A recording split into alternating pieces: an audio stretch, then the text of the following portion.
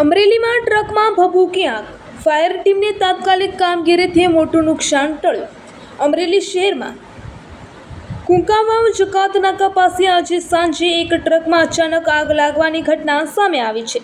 પ્રાપ્ત માહિતી મુજબ તારીખ 5/5/2026ના રોજ સાંજે લગભગ 18-14 કલાકે અમરેલી ફાયર કંટ્રોલ રૂમને ટેલિફોનિક જાણ કરવામાં આવી હતી કે કુંકાવાવ જકાત નાકા નજીક પાર્ક કરેલી એક ટ્રકમાં આગ લાગી છે.